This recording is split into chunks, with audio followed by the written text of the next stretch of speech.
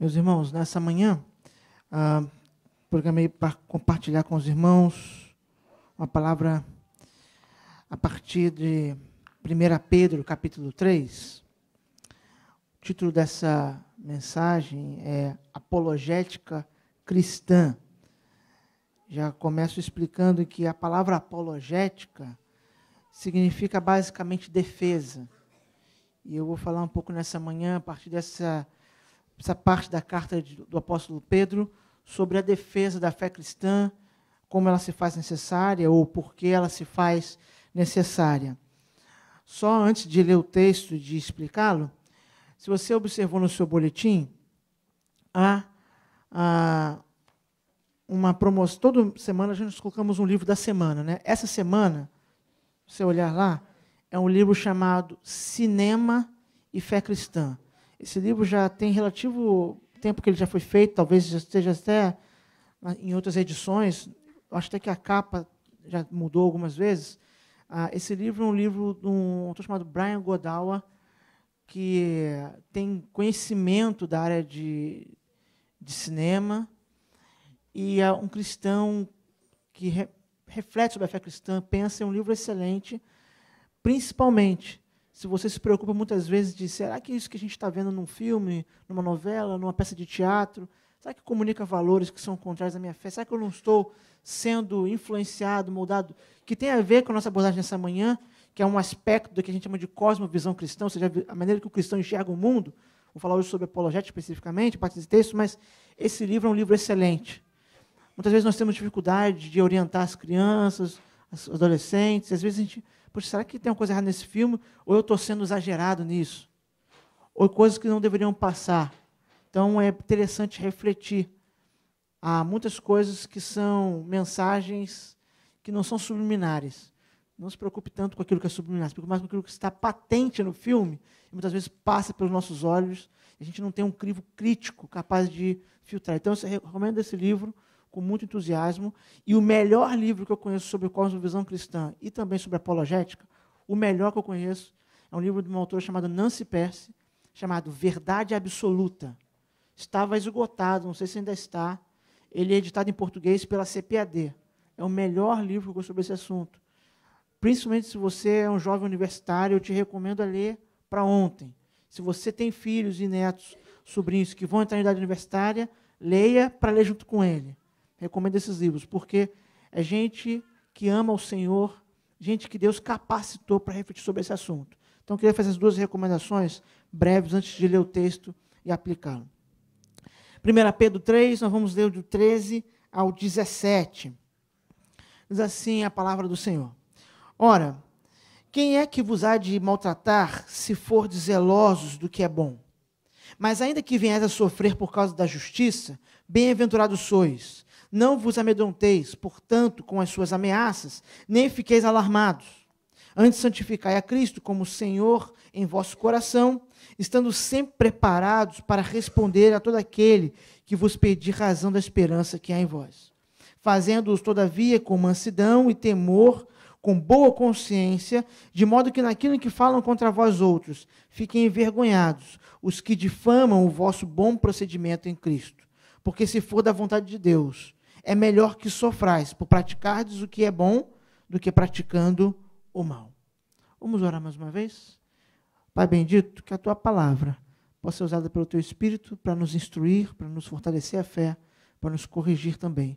Apesar das nossas limitações em compreender, abre os nossos olhos, ó Pai, clareia nosso entendimento. É o que nós pedimos nessa manhã. Em nome de Jesus, amém. Se você já conhece a carta de Pedro, ou se você tiver curiosidade de folhear, vai perceber que o contexto dessa carta é um contexto de hostilidade. Isso é importante dizer, porque nós vemos dias onde a fé cristã está sendo atacada e hostilizada. É verdade, vivemos. Mas essa não é uma novidade. Nós não estamos vivendo os piores dias que os cristãos já viveram, meus irmãos. Apesar de, no século XX, mais cristãos terem sido mortos pela fé cristã do que em toda a história. Apesar desses números assustadores, em termos de hostilidade, a fé cristã sempre experimentou esse desafio. Nossos primeiros irmãos na fé, os apóstolos, aqueles que estavam com eles nas primeiras igrejas, já enfrentavam um ambiente muito difícil. Uma perseguição imposta pelo Império Romano, hostilidade e perseguição muitas vezes também conduzida pelos próprios judeus, que os queriam expulsar de algumas regiões onde eles tinham domínio ainda. Então, nós podemos aprender com as Escrituras como é a fé cristã justamente nesse tipo de ambiente. E eu me arrisco a dizer que a fé cristã está em ambiente hostil e sempre estará. Enquanto o nosso Senhor não voltar para restabelecer plenamente todas as coisas, ou seja, para consumar o seu reino, até lá, nós sempre estaremos em ambiente hostil, sempre estaremos com um ambiente que rejeita, porque esse mundo não se agrada daquilo que é a verdade. Os homens não amam a verdade, não amam a luz. É isso que as Escrituras dizem. Entendendo esse contexto, eu começo a perceber que Pedro, então, escreve exatamente para cristãos que já estavam dispersos, estavam espalhados pela Ásia. Ele vai descrever no capítulo 1 as regiões que ele está apresentando, está se direcionando, principalmente. E eles estavam dispersos por perseguição. Gente que sai por perseguição e quando chega numa cidade, muitas vezes estava encontrando perseguição naquele lugar também. E ele escreve para esses irmãos, e ele vai tratar do sofrimento, mas eu acho muito interessante porque o principal foco da carta não é, talvez, a maneira como nós entendemos que deveria se tratar do sofrimento ou da hostilidade. Pedro não incentiva um tipo de coitadismo, um tipo de autocomiseração, no sentido, está vendo? Ninguém nos ama, ninguém nos quer, nós somos rejeitados, perseguidos, coitado da gente. E nem ele propõe um tipo de clausura. Ó, escondam-se, fiquem entre vocês aí escondidos. Não. Pedro propõe, primeiro na primeira parte da carta, se você olhar o capítulo 2, até o início do capítulo 3, ele propõe, primeiro, que na prática os cristãos têm que encarnar o evangelho. Ele começa a falar, inclusive, de comportamento no trabalho, de comportamento na família, para mostrar que esse evangelho que é rejeitado e perseguido, ele é prático e os cristãos precisam viver isso, mostrar isso. E aí ele chega nessa parte que nós lemos, e ele começa a dizer que essa preparação para esse desafio diário, para essa batalha diária de defender a fé cristã, além da questão prática, óbvio, ou seja, viver o evangelho, tem uma questão de preparo, eu preciso conhecê-lo. É interessante porque ele vai falar, o versículo 15 é o versículo-chave de qualquer livro sobre apologética. Qualquer livro que trata desse assunto vai tratar em algum momento, geralmente na introdução, de 1 Pedro 3,15. Por quê? Porque ele fala sobre estar preparado para responder. Então, apologética é o quê? Apologética é, de forma simples, uma defesa. No nosso caso, defesa da fé cristã. Perceba, não é ficar na defensiva. Às vezes a defesa é testemunhar. Às vezes a defesa é demonstrar firmeza. Nem sempre a defesa é se retrair. Aliás, geralmente não é. Pedro não propõe esse tipo de defensiva, ele propõe uma defesa. Vivendo e conhecendo, estando apto, estando preparado para defender a fé cristã. Um dos assuntos que às vezes se levanta quando fala sobre defender a fé cristã, antes de entrar nos versículos do texto, é, será, pastor, que a fé cristã precisa de defesa? Porque não é Deus que está agindo, Deus precisa da minha defesa. E, às vezes, até alguns usam uma frase do Spurgeon. Spurgeon tem uma frase que tem variações dessa frase, tá? Mas eu creio que, pelo menos dos que eu conheço, a frase correta é, ele pergunta, defender a Bíblia? E ele vai dizer, você defenderia um leão? Você simplesmente tira o leão da jaula e o deixa livre. Essa frase, Spurgeon diz num contexto, não para dizer que não se deve nunca defender a Bíblia, mas para dizer que o poder da Bíblia como palavra de Deus é tão grande que, na verdade, ela não precisa da minha defesa. Ela não precisa. Basta que ela seja liberta, seja livre para agir, porque ela é poder de Deus. O Evangelho é o poder de Deus, não é isso que o apóstolo Paulo ensina? Só que a minha motivação, quando eu leio para esse texto, vejo que Pedro está ensinando aqueles cristãos que estão espalhados, de como eles devem lidar com essas perguntas, com esses questionamentos, com essas acusações contra o cristianismo, é a posição que tem João Calvino sobre isso, quando ele diz que o cão late quando o seu dono é atacado. Logo, eu seria um covarde se visse as verdades de Deus serem atacadas e não fizesse nada. O que ele quer dizer com isso, o teólogo de Genebra? que, na verdade, Deus não precisa de defesa. Nem a fé cristã, meus irmãos. Não precisa de defesa. Mas eu, como alguém que foi alcançado por ele, eu não me sinto no direito de não falar nada, de não fazer nada, de não responder aos ataques, às oposições e questionamentos. Perceba, não é provocar discussões desnecessárias, não é fazer briguinhas ou intrigas. Inclusive, em era digital, nós temos que ter cuidado com isso. Tem gente que desperdiça muito tempo discutindo em rede social, mesmo falando a verdade, mas desperdiça tempo, porque não está fazendo o que deveria ser feito. Não é isso. Mas nós vamos aprender o que precisamos fazer e por que precisamos fazer com esse texto. O que acontece de fato, passa um, Newton, eu acho que tem uma imagem aqui. Por que nós precisamos defender a fé cristã? Essa imagem é um breve resumo de que um autor chamado Francis Schaeffer aborda nas suas obras de forma geral, e principalmente num livro chamado Como Viveremos.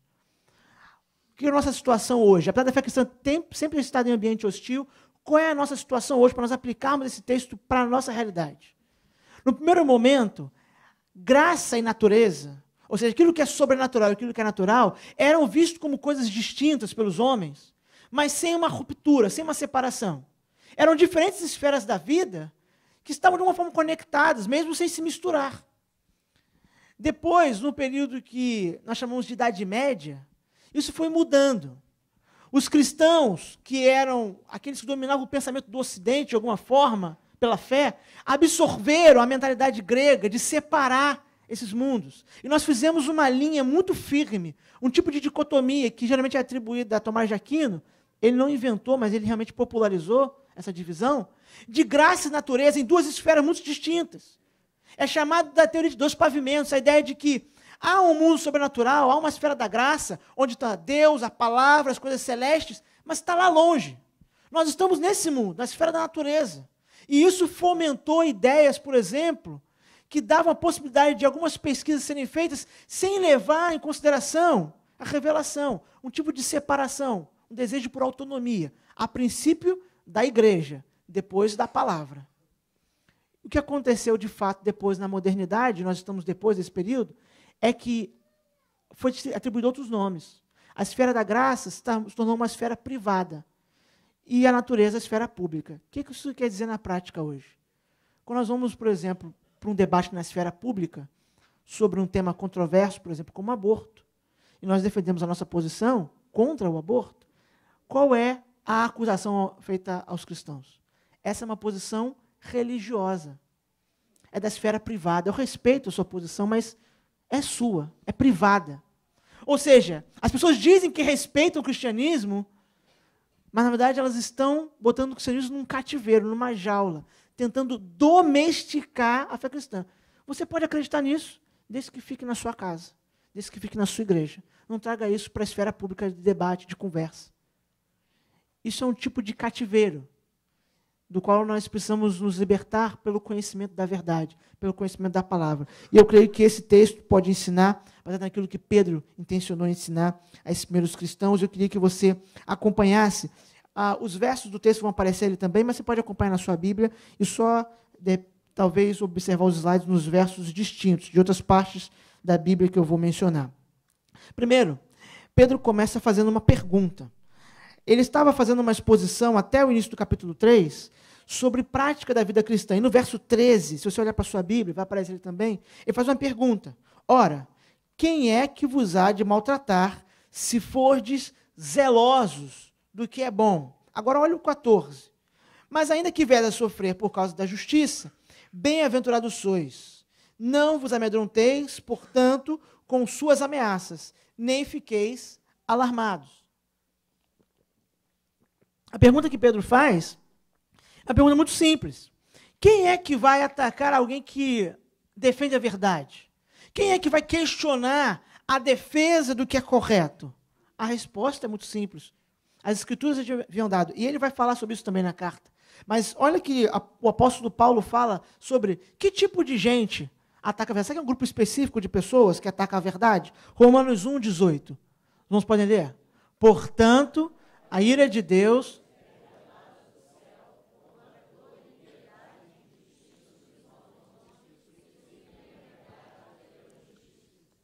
Que tipo de gente ataca, questiona, levanta dificuldades para quem defende a justiça, o que é correto? Quem troca a verdade pela injustiça, pela mentira. E quem é que faz isso? Segundo Romanos capítulo 1, todos os homens fazem isso. Não é um grupo específico, perceba. Não é um grupo de pensadores, não é uma escola de pensamento ou uma filosofia específica, não é um sistema político. Não, todos os homens, à parte de Deus, rejeitam a verdade, se opõem à verdade. E Paulo diz que eles fazem isso trocando a verdade pela injustiça. Depois ele usa até a palavra mentira, mas primeiro ele usa a injustiça, para mostrar que o problema não é um problema de falta de conhecer a verdade. O problema não é cognitivo, não é da mente. O problema é a rebeldia do coração. E Pedro está dizendo, olha, quem é que vai perseguir vocês? Eles estão sendo perseguidos. A perseguição não é uma hipótese, estava acontecendo. Quem é que persegue vocês por causa da injustiça? Ele pergunta. Mas ele mesmo responde no verso 14. Bem, mas se isso acontecer, se por causa da defesa da verdade vocês forem maltratados e perseguidos, melhor que seja assim. Pedro está aqui repetindo o ensinamento que ele havia ouvido no Sermão do Monte. Mateus 5, verso 10. Bem-aventurados os perseguidos por causa da justiça, pois deles é o reino dos céus. Às vezes, quando nós lemos o Sermão do Monte, nós podemos fazer uma leitura um tanto quanto seletiva. Porque o início do Sermão do Monte, Mateus capítulo 5, tem diversas bem-aventuranças, né? E às vezes a gente pode fazer a seguinte leitura: bem-aventurados os pacificadores. Não, eu não sou muito calmo, então esse não é para mim, esse versículo. Bem-aventurados os pobres de espírito. Não, aí pode ser que seja. Não, não é assim a leitura do Sermão do Monte. O que Jesus está ensinando ali é que todas aquelas bem-aventuranças são para seus discípulos. Então, seus discípulos precisam ter todas aquelas características. Pacificadores, pobres de espírito, e assim vai explicar. E no verso 10 ele diz que esses discípulos deveriam amar a justiça, mas seriam perseguidos por amar a justiça, e essa era uma bem-aventurança. A palavra bem-aventurança, em algumas versões, inclusive na NVI, que é uma versão que eu gosto bastante, às vezes é traduzida como felicidade. Mas eu vou dizer para os irmãos, eu não gosto dessa tradução. Porque a palavra felicidade, às vezes, está ligada a coisas passageiras. Na nossa vida cotidiana a gente usa isso, né? Eu estou muito feliz. Por quê? Porque eu consegui um emprego. Estou muito feliz porque fulano está bem de saúde. Estou muito feliz porque... Coisas boas, coisas passageiras. É uma coisa que é mais efêmera. A ideia de bem-aventurança é um tipo de felicidade plena, completa, independente do cenário. Então, como eu teria que usar uma frase inteira para traduzir bem-aventurança, vamos deixar bem-aventurança. Bem-aventurados aqueles que forem perseguidos pela justiça. Ou seja, Jesus já havia dito que isso aconteceria e agora Pedro está vendo acontecer, está dizendo para a igreja, quem é que vai maltratar vocês por causa da justiça? Bem, isso vai acontecer, mas se acontecer, é melhor que seja assim. Ele está se lembrando, porque assim nosso mestre prometeu que seria melhor. É uma bem-aventurança ser perseguido pelo que é correto, ser perseguido defendendo o que é justo. E ele vai dizer, porque mais à frente, que é melhor do que ser perseguido por razão justificável, digamos assim, ou por prática da injustiça. Ou seja, está mostrando que é uma bem-aventurança. Nós podemos perceber, então, no início desse ensinamento, para aplicarmos para nós, é que nós não podemos ter uma visão ingênua desse mundo. A aplicação desses 2 primeiros versos é essa. Nós não estamos num parque de diversões. Isso não quer dizer que a nossa luta é contra as pessoas. O apóstolo Paulo, carta aos Efésios, explica claramente um versículo que não precisa consultar o original, não precisa de interpretação complexa. Ele diz que a nossa luta não é contra carne e sangue, não é contra pessoas, mas é contra um sistema. Um sistema que engloba o nosso adversário, que o manipula, um sistema que engloba pecadores que ainda não regenerados, cujo coração ama o erro, ama a mentira, ama o que é injusto. Então essa é a nossa luta, essa é a nossa defesa da fé. Porque a hostilidade, os questionamentos, as perguntas que se levantam são por causa desse sistema que é anti-Deus.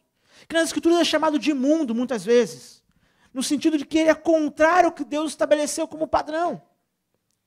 Então nós não podemos ter uma postura ingênua, nem ficar surpreendidos quando alguns questionamentos se levantarem, como alguns ataques surgirem contra a fé cristã, contra a igreja ou contra nós mesmos, como indivíduos.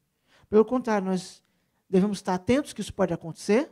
E Pedro diz, nós devemos lembrar que nosso mestre ensinou que essa era até uma bem-aventurança. Os apóstolos, meus irmãos, eles hoje seriam taxados provavelmente de loucos em muitos círculos chamados cristãos, porque eles consideravam uma graça, um dom, padecer pelo Evangelho. Eles consideravam que quando eles eram maltratados por causa da verdade, isso era uma graça da parte de Deus. Parece que a palavra graça tinha um significado um pouco mais amplo para ele do que para nós, né? Nós não podemos nos esquecer que nós estamos num lugar que aqui não é nossa pátria, que é lugar de passagem. Estejamos, então, preparados. Não como aqueles que querem provocar discussões, mas como aqueles que estão aptos, prontos para receber essa hostilidade, para receber essas ofensivas, sabendo que é uma bem-aventurança, que é uma satisfação plena, uma alegria superlativa, para usar uma palavra do pastor Judy Clay, né? Uma alegria superlativa. Passar por esses momentos quando estamos do lado da verdade, do lado da justiça. É isso que Pedro está ensinando para aqueles cristãos que já estão passando por esse momento. E aí ele chega então no versículo 15, que é a parte central desse verso. Pode passar, Nilton, mais um? Isso. Os irmãos podem ler o versículo 15 novamente? Antes...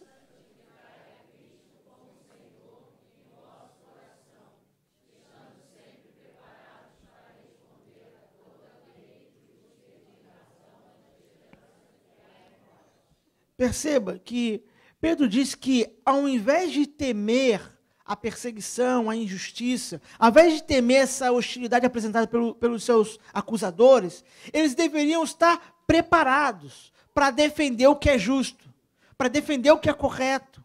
Eles deviam estar preparados para falar sobre o que criam e por que criam. Essa é a orientação que ele dá. Esse é o antídoto que Pedro dá para a igreja que está debaixo de perseguição, estejam preparados, conheçam a fé de vocês, conheçam essa esperança. E ele usa a palavra esperança não é por um acaso, porque diante daquele momento muito difícil de perseguição, nada consolava mais os cristãos do que a esperança futura, o que estava prometido, ou seja, por que vocês esperam nisso? Porque quando alguém acusa vocês, até ameaça vocês permanecem firmes, porque se tem essa esperança toda. Expliquem isso. Sejam preparados para falar sobre isso. O que Pedro está mostrando aqui, meus irmãos, é que não é necessário ser um tipo de mestre, no sentido pleno dessa palavra, em teologia, ser um conhecedor de tudo para defendê-la. Porque a igreja que está ouvindo essa carta, lendo essa carta e ouvindo, são de pessoas simples que não têm tempo nem de ir para um estudo formal, porque eles estão em movimento, fugindo, estão dispersos. E Pedro diz, olha, sejam preparados. A gente tem que acabar com aquela falsa ideia de que conhecer a fé cristã a fundo é coisa de pastor, de teólogo. Não, todo cristão deveria conhecer a fé cristã a fundo. Aliás, o que mais há para conhecer? O que há de mais importante para conhecer do que isso? A fé cristã, o evangelho, não é só a porta de entrada para a vida eterna. Ele é o caminho, nós vamos permanecer nele, conhecendo, estudando, meditando. Há muitos aspectos da fé cristã, meus irmãos, que são suprarracionais, que envolvem o relacionamento com Deus, que é sobrenatural, envolvem questões que a nossa mente não pode explicar. É verdade, muitos aspectos, e é bom que seja assim. A fé cristã é uma fé que envolve o homem como um todo. Mas nós não podemos negligenciar a necessidade de conhecimento, de conhecê-la, de refletir sobre ela. Pedro diz, olha, esteja preparado para explicar a razão da esperança de vocês. Conheçam essa esperança bem para explicar.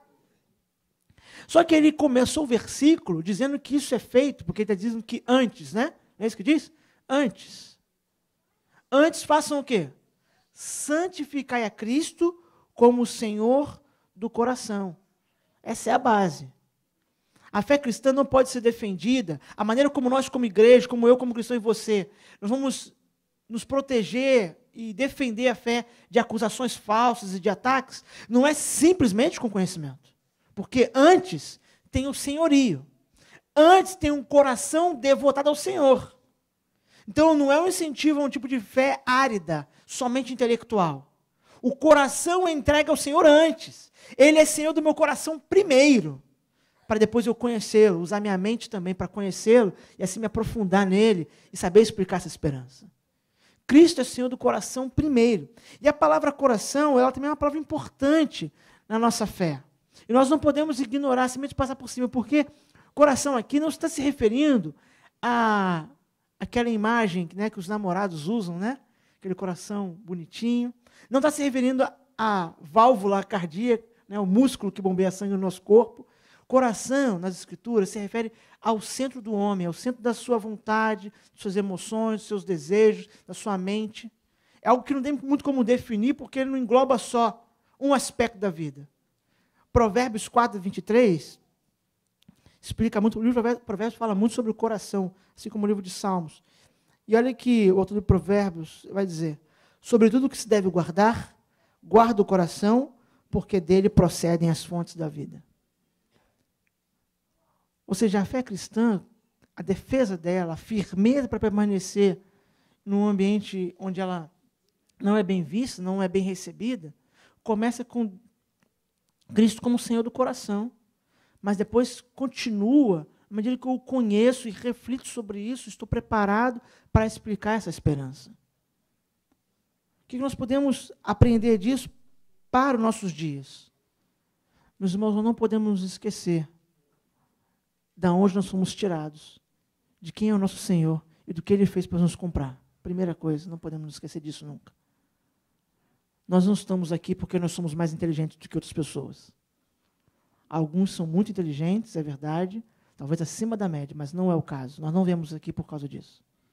Nós não estamos aqui porque nós temos uma percepção espiritual, uma sensibilidade espiritual maior do que os outros. Não é esse o caso.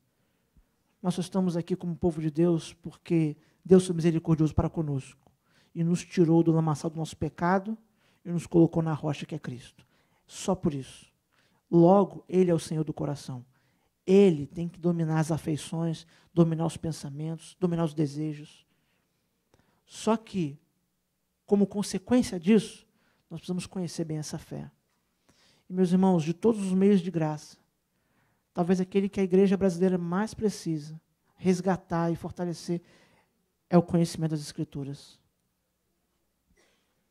Nós, como outros irmãos, nós temos o privilégio que Deus tem nos abençoado, nos ensinado a amar essa palavra. E Deus tem colocado pessoas para nos instigar a todo momento, nos lembrar.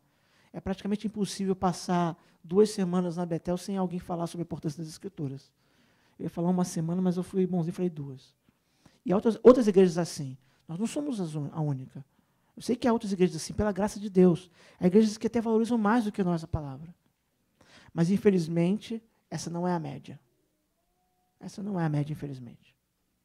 Nós precisamos conhecer bem a palavra. Uma das muitas dificuldades da esfera pública, de defender a fé cristã na esfera pública que acontece no nosso país, é porque os chamados líderes da igreja evangélica, pelo menos segundo a mídia, né, eles ou não conhecem a palavra, ou conhecem e fazem o contrário, ou falam o contrário. E por isso, nós vemos na esfera pública, seja ela na esfera oficial, até em ambiente governamental, ou seja, às vezes em debates por meio de comunicação, gente aparentemente defendendo a fé cristã, mas sem conhecimento das Escrituras. Falando das coisas mais absurdas. E nós temos que ter muito cuidado com isso. Porque nós vivemos hoje uma geração de exposição extrema em rede social, e parece que nós temos a necessidade de comentar tudo, de dar opinião sobre tudo. A gente sabe tudo sobre tudo. E como cristão, a gente tem que se lembrar que a gente não sabe, e mesmo quando sabe, nem sempre aquele é o melhor momento, o melhor lugar para comentar tudo sobre tudo. É óbvio que você, como cristão, precisa pensar sobre coisas complexas, por exemplo, a situação do Oriente Médio. Qual a nossa visão cristã sobre isso? A gente tem que pensar sobre isso. Mas não é obrigado que todos nós tenhamos uma opinião totalmente bem elaborada sobre isso, para ficar produzindo artigos e textos, comentando como sejam da verdade. Mas, ao mesmo tempo, nós não podemos nos impedir a nós mesmos, né, nos tolhirmos a nós mesmos de defender a fé cristã, de defender firmemente uma posição. nos temas que a fé cristã trata, e a fé cristã trata sobre tudo. Jesus é Senhor sobre tudo. Abraham Kuyper, na sua frase talvez mais famosa, ele diz que não há 1 centímetro quadrado desse universo sobre o qual Jesus Cristo não possa dizer, é meu. Nada escapa ao senhorio dele. E nós, como aqueles que o seguem, precisamos saber disso, estar preparados para defender a nossa esperança, sabendo, pedindo ao Senhor com sabedoria e discernimento, para saber como e quando fazer. E Pedro vai tratar no verso seguinte sobre como fazer. Verso 16. Fazendo-o, todavia, como, meus irmãos? Com mansidão e temor, com boa consciência, de modo... Fiquem envergonhados os que difamam o vosso bom procedimento em Cristo. Interessante porque ele usa algumas palavras aqui que poderiam parecer contraditórias. Ou podem gerar confusão, porque é mansidão e temor em relação a quem? E consciência. Como é que é isso? Como é que eu vou saber que eu estou com boa consciência? Bem, esse verso a gente precisa talvez separar essas palavras para entender melhor. Primeiro, ele está falando de um aspecto ligado aos homens, aos outros. Por isso ele usa a palavra mansidão. Nós temos que lembrar que essa palavra também aparece no Sermão do Monte. Ela é uma característica dos discípulos. Os discípulos precisam ser mansos. Então a ideia de agir com mansidão. Quando eu defendo a fé cristã, eu ajo com mansidão. Mas cuidado, ser manso não é ser pacato. Esse é o uso cotidiano dessa palavra, né? Fulano é manso porque ele é pacato. Assim, você fala mais grosso com ele, ele fica quieto. Não é essa a ideia de mansidão. Mansidão é a ideia de humildade. Ser manso é ser simples, ser humilde. Então, a defesa da fé cristã é feita com humildade para com os homens. Arrogância não combina. Na verdade, eu uma vez estava dando uma aula sobre isso, sobre apologética, e eu disse o seguinte: se eu defender a fé cristã com arrogância, eu não a defendi. Porque é uma contradição entre a mensagem, que é a fé cristã, e o meio que eu usei de defendê-la. Então não há espaço para arrogância. Nós permanecemos firmes quando somos acusados pelo mundo que nos cerca, com humildade diante dos homens. Com humildade. Só que ele usa uma outra palavra para contrabalancear, porque alguém podia usar da humildade, da mansidão, como uma desculpa, então, para minimizar certos aspectos da fé cristã, talvez não falar sobre algumas coisas que podem gerar contenda. Ele vai dizer também que isso é feito com temor. Só que não é temor de homens. E como é que eu sei que não é temor de homens? Olha para a sua Bíblia e volta no verso 14. Não vos amedronteis, portanto, com suas ameaças, nem fiqueis alarmados. Ou seja, ele falou, não temam os homens. Ele falou isso no verso 14. Não temam os homens. Então, no verso 16, quando ele usa a palavra temor, ele não está falando de temor de homens. Está falando de temor a Deus. Ao mesmo tempo que eu sou humilde para com os homens, eu sou manso com eles, na defesa da minha fé, quando eu respondo os questionamentos feitos a mim com mansidão, ao mesmo tempo eu faço isso em temor a Deus. Eu faço isso em reverência a Ele, porque eu não estou autorizado a mudar o que Ele me disse que eu tenho que dizer. Eu não sou autorizado a diluir, a tentar esconder, maquiar. Como alguns dizem, às vezes, tentar dourar a pílula, né? Torná-la mais palatável. Eu não estou autorizado a isso. Porque além de mansidão, de humildade, para com os homens, é preciso temor para com Deus. E nós não podemos nos esquecer da importância disso. A palavra temor, ela aparece com conotações distintas nas Escrituras. Em alguns lugares ela aparece como sinônimo de medo. O incrédulo deve temer a Deus. Ele deveria ter medo de Deus. Não tem, porque está cego, está cegado pelo seu próprio pecado. Porque se ele pudesse enxergar a santidade de Deus e o poder dele e o seu estado, ele teria medo. E o cristão? Eu costumo dizer que o cristão deve preservar um pouquinho desse medo. Porque o cristão ainda não está totalmente liberto do pecado. Ele sabe que ele foi regenerado, mas ainda é um pecador. Só que o cristão não teme mais, não tem medo mais da ira de Deus. Ele não tem medo do juízo de Deus. Ele preserva um pouquinho de medo porque isso fomenta a reverência. Você já percebeu nas Escrituras, quando Deus se manifestou aos seus servos, como eles reagiram? Isaías, Deus mostra sua glória no templo. Isaías dá pulos de alegria? Corre, pula, dança. Como é que ele faz? Isaías grita. E ele grita o quê? Ai de mim. A palavra ai é uma palavra técnica na linguagem profética. Significava maldito.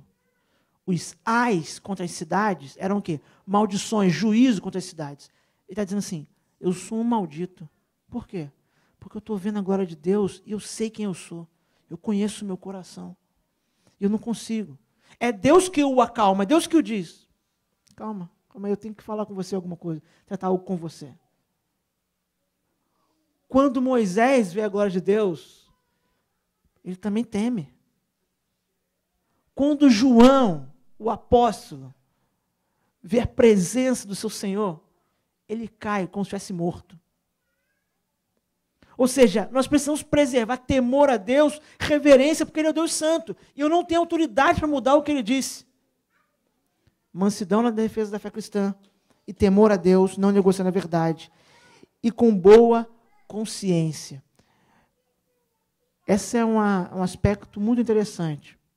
Quando Lutero foi acusado pela liderança da Igreja de Roma de que ele estava pervertendo a fé e que deveria se arrepender, diversas vezes ele foi interpelado dizendo, olha, se você renunciar a tudo que você escreveu, tudo que você ensinou, você vai ser perdoado. A defesa de Lutero era uma só, ele repetia sempre a mesma defesa. Ele dizia, eu vou mudar o que eu disse e o que eu escrevi, se vocês me convencerem pelas Escrituras e pela minha consciência. A ideia de que a consciência dele estava cativa a Cristo de uma maneira, ele estava reconhecendo o Senhor de Cristo sobre a sua vida de uma maneira, se alguém usasse as Escrituras para mudar isso, para mostrar que ele estava cativo à pessoa errada, ou de maneira errada, ele se arrependeria. O que Pedro está dizendo é, a nossa mente tem que estar cativa, a nossa consciência tem que estar firmada, de forma a que ela não seja afetada na hora de defender a fé. Então, a fé cristã é defendida com mansidão para com os homens, temor a Deus e com boa consciência. No capítulo 4, eu botei ali para simplificar, mas você pode virar uma página, verso 15 e 16, Pedro vai explicar o que ele quis dizer com a parte final do verso 16 aqui, que é, fiquem envergonhados os que difamam o vosso bom procedimento em Cristo. Olha lá, capítulo 4, verso 15 e 16. Se pelo nome de Cristo sois injuriados, perceba a linguagem semelhante ao sermão do monte novamente. Bem-aventurados sois, porque sobre vós repousa o Espírito da glória e de Deus. Não sofra, porém, nenhum de vós como assassino, ou ladrão, ou malfeitor, ou como quem se intromete em negócios de outrem. Mas se sofrer como cristão, não se envergonhe disso. Antes glorifique a Deus com esse nome. O que o verso 16 está dizendo aqui, ele agora explica no capítulo 4, é que aqueles que nos difamam devem ficar envergonhados pelo nosso bom procedimento em Cristo. Ou seja, quando a igreja ela é acusada de algo que ela está corretamente, ou a acusação correta sobre algo errado que ela está fazendo, essa não é uma perseguição que nos identifica com essa passagem aqui. O que Pedro está dizendo é que eles fiquem envergonhados ao acusar vocês no bom procedimento. Porque no início da carta, ele tinha falado sobre relação marido e mulher, relação empregador e empregado. E agora está dizendo, quando eles acusarem vocês, que a prática disso que eu estou dizendo para vocês pensarem e refletirem, que a prática disso os envergonhem. Porque são falsas acusações. E, meus irmãos, isso aconteceu muitas vezes naquela igreja que estava sendo perseguida pelo Império Romano. Muitas vezes nos tribunais era necessário forjar testemunhas, porque a prática daqueles nossos irmãos eram práticas superiores em termos de comportamento a qualquer outro cidadão. O próprio apóstolo Paulo passou por isso. Se você ler o livro de Atos, a partir do capítulo 23, quando Paulo está sendo julgado, ele começa com o sinédrio e vai para até as autoridades romanas, a todo momento fica claro no julgamento de Paulo de que não há do que eu acusar.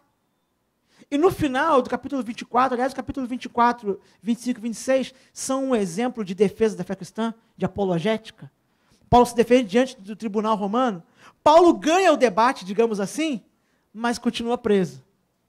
Ele ganha o debate porque não tem do que acusar, porque ele está sendo falsamente acusado. Ele envergonha os seus acusadores. Ele só continua preso, porque era o propósito de Deus. Eu tinha falado isso no capítulo 23, que o levaria a Roma, e o levou a Roma, em cadeias, é verdade, mas para pregar o evangelho. Mas ele ganha o debate, ou seja, fica claro a confusão daquela acusação, porque é uma vergonha acusar alguém que está buscando proceder de forma correta. E esse deve ser o nosso caso. Por isso, meus irmãos, nós como cristãos, devemos ser profissionais exemplares. Preste atenção nisso.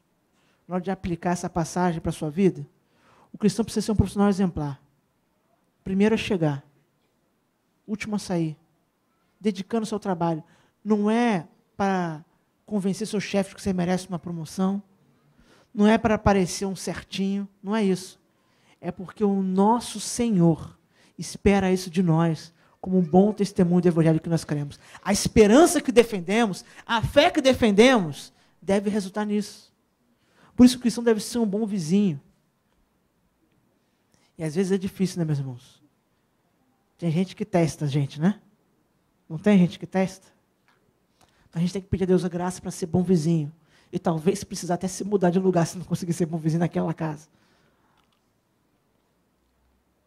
Agora, cuidado com isso, porque isso não quer dizer que o cristão negligencia sempre os seus direitos. Muitas vezes você abre mão dos seus direitos por algumas questões, mas nem sempre. O próprio apóstolo Paulo, quando foi aprisionado e chicoteado durante a noite, sem julgamento, e queriam soltá-lo, ele disse, não. Eu fui chicoteado, castigado injustamente, agora eu exijo falar com as autoridades. Isso aconteceu nesse mesmo texto lá de Atos, capítulo 23 em diante. O cristão, ele não abre mão de todos os seus direitos. Às vezes sacrifica alguns deles em prol do bom testemunho. Mas ele sabe o que é justo, o que é correto e defende a justiça. E Pedro diz, então, quando fomos acusados, que seja vergonhoso para quem nos acusa, pelo nosso desejo do bom procedimento, viver a fé que defendemos. E verso 17, finalmente, porque se for da vontade de Deus, é melhor que sofrais por praticardes o que é bom do que praticando o mal. Ele já havia falado sobre a importância de sofrer praticando o que é bom. Mas há uma razão, com certeza, para Pedro ser mais claro ainda no verso 17. Primeiro, para escândalo de muitas pessoas, ele diz, se for da vontade de quem? De Deus. Se for vontade de Deus. A gente tem que ter muito cuidado, porque nós temos a vontade de Deus, normalmente, identificamos com a nossa vontade. Se a gente fica doente, não foi da vontade de Deus, não. Foi da vontade de quem, então? Foi de quem é essa vontade? Quem está agindo? Tem alguém agindo por trás de Deus, contra a vontade dele? Perceba, não estou falando que Deus causou a doença. Há uma distinção nisso. Mas, de alguma forma, é a vontade de Deus, né? Ninguém está impedindo a vontade dele. A gente associa a vontade de Deus quando a gente consegue um emprego. Mas quando a gente perde o emprego, poxa, não foi isso que Deus queria, não é possível. Meu irmão, pode ter sido isso mesmo. Deus tem um plano em outro lugar, é outra coisa. Às vezes até para disciplinar. Como eu usei o exemplo ainda há pouco do bom profissional, né? Às vezes para ensinar alguém a ser um bom profissional, tem que perder o emprego, né? E Deus disciplina os seus filhos, porque Ele ama os seus filhos. Às vezes você precisa perder um emprego para aprender a ser um bom profissional, e no próximo que você conseguir, ser melhor. Pedro diz claramente. E perceba a gravidade dessa loucura de Pedro, porque ele está dizendo isso para a gente estar sendo perseguida. Ele não está falando isso para a gente estar sentado, como os irmãos ou eu em pé aqui, num ambiente seguro como esse. Se para nós já é um incômodo isso, imagina para aquelas pessoas que estão ouvindo isso e não sabem se daqui a pouco alguém bate na porta da igreja reunida numa casa e prende todo mundo. E Pedro diz, olha, não tem problema. Se for da vontade de Deus, se no grande plano de Deus, de alguma maneira, isso se encaixa, não tem problema. Desde que seja pela prática do que é bom. Desde que seja pelo caminho da honestidade, da justiça. Desde que seja vivendo essa fé que nós dizemos ter. Se for assim, não tem problema. Paulo, com certeza, fazia a vontade de Deus, meus irmãos. E ele passou por apedrejamentos, chicotadas e naufrágios, no plural. Há muita diferença entre sofrer pelo que é justo e verdadeiro e sofrer pelo erro. Sofrer por alguma coisa que nós mesmos causamos. Às vezes a gente tem uma postura em relação ao sofrimento de coisas que nós mesmos causamos no sentido de quase uma amnésia seletiva. Por que isso está acontecendo comigo? Pastor, eu não sei por que está acontecendo isso comigo. Claro que sabe. Algumas coisas estão acontecendo porque coisas que você fez mês passado, ano passado, há um ano atrás. São consequências diretas algumas coisas. E você sabe. E muitas vezes outras pessoas também sabem. Mas há sofrimentos, há situações que nós não sabemos por quê. E Pedro está falando sobre uma que não é causada diretamente. Está falando sofrer pela prática do que é bom. Sofrer por defender a verdade. Nós somos chamados para isso. Para sofrer na defesa da verdade. Logo, se alguém tem dificuldades de aceitar esse tipo de sofrimento, precisa buscar o Senhor e pedir a Ele que mude o coração, porque os discípulos de Cristo são chamados para esse tipo de sofrimento. Pedro não está falando de algo hipotético. E ele conclui essa passagem dizendo, se essa vontade de Deus é melhor que seja assim, na prática do que é justo. Aos olhos dos homens, meus irmãos, tudo é sofrimento. Aos olhos de Deus, há distinção entre sofrer pelo que é justo e correto e sofrer pelo que é mal, pelo que é ruim. Se você enganar alguém, trair alguém, isso trouxer sofrimento, não é igual a sofrer defendendo a palavra de Deus. Não é a mesma coisa aos olhos de Deus. Pode ser que as consequências aos olhos das pessoas sejam idênticas, mas para Deus não é. E é isso que Pedro está ensinando aqui, inspirado pelo Espírito. Essa passagem, ela fala exatamente sobre defender a fé diante de ataques, questionamentos e oposição. Essa defesa, ela tem diversos níveis, como eu disse, mas não precisamos gravar isso. Há um aspecto que é a ação de Deus em nós. Deus nos salvou. Então, Cristo é o Senhor do nosso coração. Ninguém vai defender essa fé se antes não tivesse tornado discípulo de Jesus Cristo. É por isso que em lugares onde há perseguição, não existe crente nominal. Porque não dá para ser crente nominal onde não é vantajoso ser crente. Primeiro, começa pelo senhorio de Cristo no coração. E nós temos que olhar para nós mesmos para avaliar. Não sou eu que avalio o seu coração. É você diante de Deus. Se Cristo é Senhor do seu coração. Segundo, há o aspecto de conhecer essa esperança. E todos nós temos que estar nesse processo. Nenhum de nós está pronto ainda. Precisamos conhecer a nossa fé para defendê-la. Precisamos estudá-la. O que a nossa fé implica, onde ela se desdobra, de coisas mais práticas possíveis. Nós temos tentado fazer isso na juventude, por exemplo, no Pronobis, aplicando o Evangelho às coisas cotidianas. Trabalho, dinheiro, namoro. Essa é a intenção. Mas tem um outro aspecto também, que é Pedro, ele inverteu, ele começou com esse. Prefiro falar desse primeiro, que é encarnar essa mensagem. Nada é tão forte na defesa do Evangelho quanto vivê-lo. É bem mais forte do que falar dele. Falar dele é importante, mas encarná-lo é mais forte. Encarná-lo é mais forte. Encarnar o amor por Deus, o senso de justiça, a prática do que é bom e a série de outros aspectos que o Evangelho transmite. E para concluir, vou falar de duas coisas. Por que eu faço apologética? Por que eu preciso defender essa fé? Por que eu preciso falar disso? Como eu disse, Deus não precisa dessa defesa, mas eu defendo primeiramente pela defesa da glória de Deus. Porque eu sou filho dele. E eu me importo em defendê-la. Eu defendo também a fé cristã, meus irmãos. Preciso defendê-la, praticar apologética pelos meus companheiros de caminhada cristã.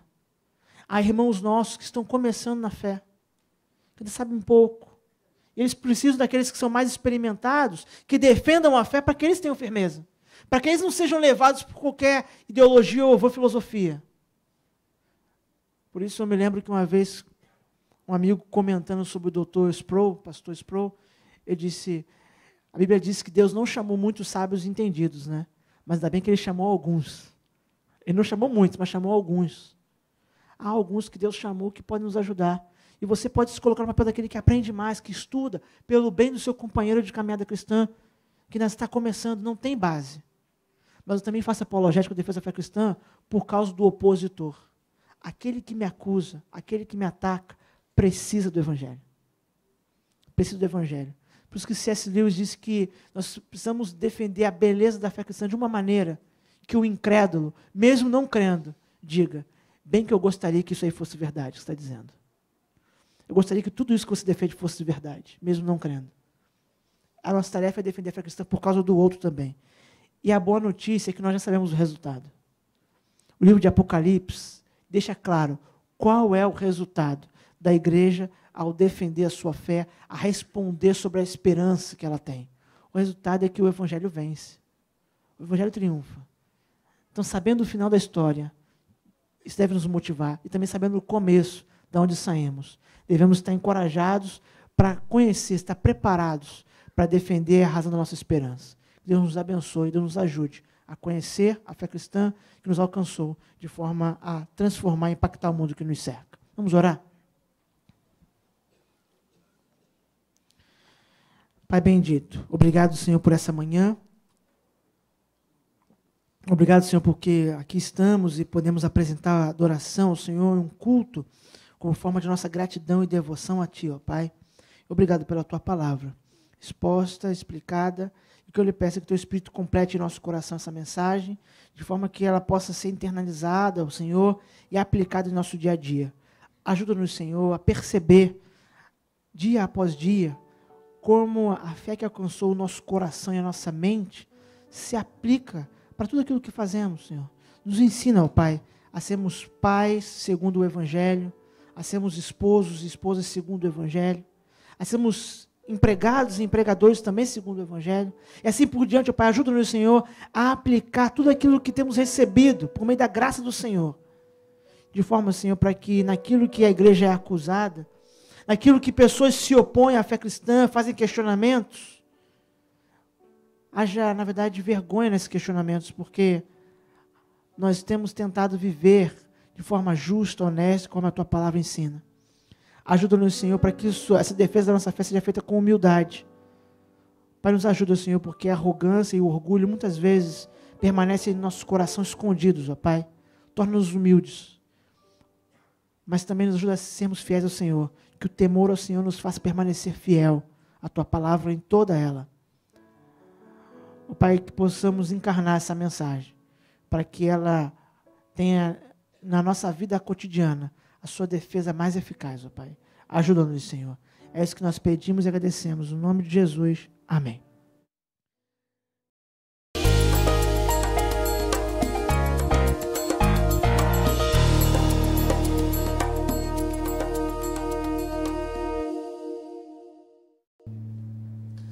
Tu és fiel, Senhor, meu Pai celeste, pleno poder aos teus filhos darás. Nunca mudaste, tu nunca faltaste, tal como eras, tu sempre serás. Vamos juntos? Tu és fiel, Senhor, Tu és fiel, Senhor, dia após dia, com bênção sem fim. Tua mercê me sustenta e me guarda. Tu és fiel, Senhor, fiel a mim. Flores e frutos, montanhas e mares, sol